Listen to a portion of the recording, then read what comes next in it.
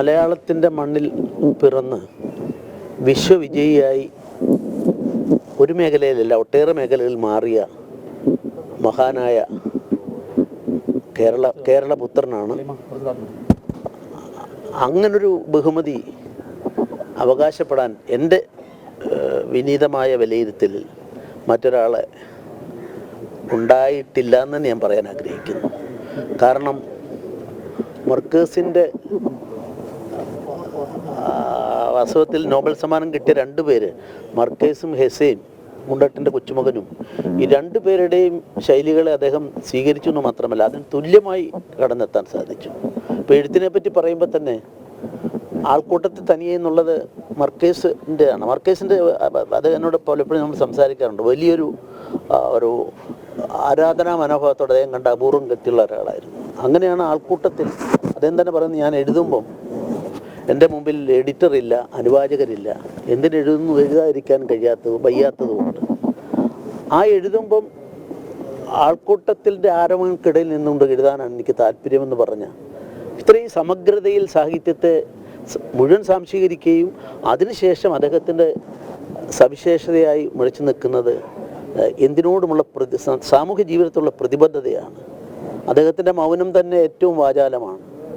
മൗനത്തിനൊരു വ്യാഖ്യാനം നൽകാൻ ശ്രമിച്ചാൽ അല്ല ഏറ്റവും കൂടുതൽ നമുക്ക് ആശ്രയിക്കാവുന്ന ഒരു വ്യക്തിത്വം അദ്ദേഹത്തിൻ്റെയാണ്. അദ്ദേഹത്തിൻ്റെ മൗനത്തിന് ഒരുപാട് അർത്ഥതലങ്ങളുണ്ടായിരുന്നു. ഇത് എന്നെ സംബന്ധിച്ചിടത്തോളം എൻ്റെ 2 പതിറ്റാണ്ടുകൾക്ക് മുമ്പ് കാലദാനം എന്നൊരു കവിതാ സമാഹാരം ഞാൻ എഴുതി. എനിക്ക് അദ്ദേഹത്തിന് കൊടുക്കാൻ വാസ്തവത്തിൽ അദ്ദേഹം എപ്പോഴും വൃത്തത്തെ ഉൾക്കൊണ്ടുകൊണ്ടുള്ള അക്കിത്തത്തിനോടൊപ്പം വൃത്തത്തിൽ കൂടെ കവിതകളെ കാണുന്ന ആളായിരുന്നു. പക്ഷെ എനിക്ക് എൻ്റെ എല്ലാം എൻ്റെ കവിതാ സമാഹാരം വൃത്തലംഘനങ്ങളുടെ ഘോഷയാത്രയായിരുന്നു. പക്ഷെ ഞാൻ ഇങ്ങനെ പറഞ്ഞിട്ട് കൊടുത്തപ്പോൾ അത് എഴുതി അവതാരികയാണ് എൻ്റെ ജീവിതത്തിലെ ഏറ്റവും വലിയ പ്രചോദനം. എന്തെങ്കിലും ഞാൻ എഴുതിയിട്ടുണ്ടെങ്കിൽ അതിൻ്റെ പ്രചോദനം അദ്ദേഹമാണ് എന്ന് കരുതുന്നു.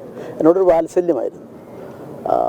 ഞാൻ ഓർക്കുന്നു, ഉന്നത്തിൽ കുഞ്ഞെന്നുള്ള രേഖപ്പെടുത്തിയിട്ടുണ്ട്.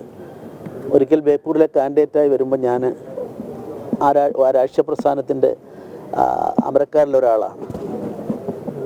ആ സമയത്ത് പുനത്തിൽ കുഞ്ഞുത്തിൽ എഴുതിയിട്ടുള്ളത് എം ഡിയോട് ചോദിച്ചു. എം ഡി പറഞ്ഞു, നിങ്ങൾ ആ പാർട്ടിയിലേക്ക് പോകുന്നതിനൊന്നും എനിക്ക് യോജിപ്പില്ല, പക്ഷെ അതിൽ ഇങ്ങനെ ഒരാളെ എന്ന് പറഞ്ഞാൽ എൻ്റെ പേരെടുത്ത് പറഞ്ഞിട്ട് നല്ലവനായ ഒരു മനുഷ്യനുണ്ട് അതിൽ എന്ന് പറഞ്ഞു. അതുപോലുള്ള ഒരുപാട് കാര്യങ്ങൾ വ്യക്തിപരമായി എൻ്റെ പിന്നൊരു പുസ്തകത്തിൻ്റെ അദ്ദേഹം ഒരു 6 കൊല്ലം മുമ്പ് എഴുതിയിട്ടുണ്ട്. പിന്നെ അതിനൊക്കെ അപ്പുറത്ത് പുതിയ എഴുത്തുകാർക്ക് വേണ്ടി തുടങ്ങിയ സർഗവസന്തം 3 കൊല്ലം അത് കൊണ്ടുപോകാൻ സാധിച്ചു. അതിൻ്റെ MP വീരേന്ദ്രകുമാറും സി രാധാകൃഷ്ണൻ സാറും ഇദ്ദേഹവും 3 പേരായിരുന്നു അതിൻ്റെ 3 കൊല്ലത്തെയും. കാരണം സാമ്പത്തികമില്ലാത്ത കഴിവുള്ള ആളുകളെ എഴുതി സി കെ മേനോനായിരുന്നു അതിൻ്റെ സാമ്പത്തികം ചിലവാക്കിയത്. അതിൽ MD ആയിരുന്നു. MDയുടെ കൈ ഒരു ആലപ്പുഴയിലെ ഒരു ചിത്രത്തൊഴിലാളിയുടെ കഥാസമാഹാരം അങ്ങനെ അളകാവരി വെച്ച് പുറത്തെടുക്കുമ്പം ദീപക്കൊക്കെ ഓർക്കുന്നുണ്ടാവുന്നു. ആൾ പൊട്ടിക്കരഞ്ഞു കളഞ്ഞു. MDയുടെ കയ്യിൽ നിന്നും ഞങ്ങളുടെ ഈ സ്കീമിലുള്ള ബുക്ക് വാങ്ങുമ്പോൾ ഇങ്ങനെയുള്ള ഒരുപാട് അനുഭവങ്ങളുണ്ട്. നമ്മളെല്ലാം അദ്ദേഹം അങ്ങനെ ആവശ്യമില്ലാതെ വ്യക്തിപരമായുള്ള ചർച്ചകൾക്കും അതുപോലെ വിമർശനങ്ങളും, കേരളം വിവാദങ്ങളും അപവാദങ്ങളും നല്ലോണം തളിച്ചുപെട്ടിരുന്ന നാടാണ്. പക്ഷെ അതിലൊന്നും പെടാതെ ഫൈറ്റ് ചെയ്യുന്നു. അതേസമയത്ത് ലീഗലായിട്ട് ഫൈറ്റ് ചെയ്യേണ്ട രംഗത്ത് വന്നപ്പോൾ അദ്ദേഹം മാറി നിന്നിട്ടുമില്ല. ഫൈറ്റിൻ്റെ വന്ന സാഹചര്യം ഞാനതിലേക്കൊന്നും കടക്കുന്നില്ല.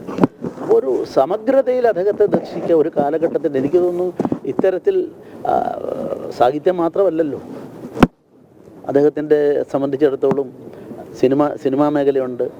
അതിനേക്കാളൊക്കെ അപ്പുറത്ത് അദ്ദേഹം നല്ലൊരു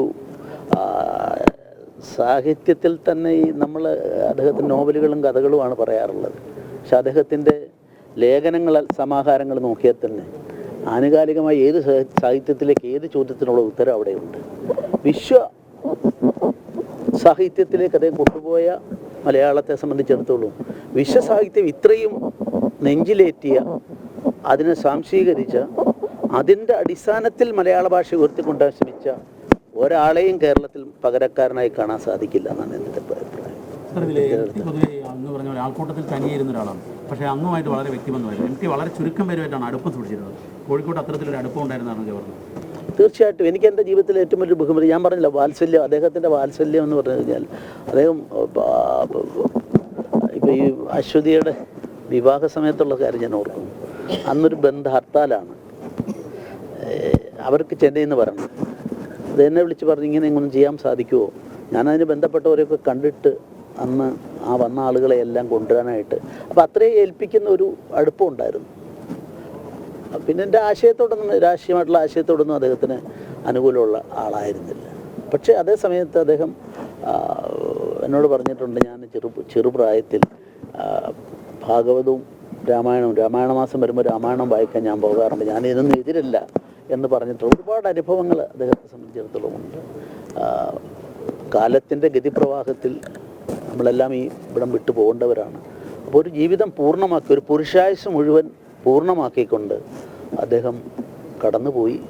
അദ്ദേഹത്തിൻ്റെ വേർപാടിൽ എൻ്റെ ഹൃദയത്തിൻ്റെ അടിത്തട്ടിൽ നിന്നുള്ള വേദനയും അനുശോചനവും ഞാൻ രേഖപ്പെടുത്തുന്നു. Thank you.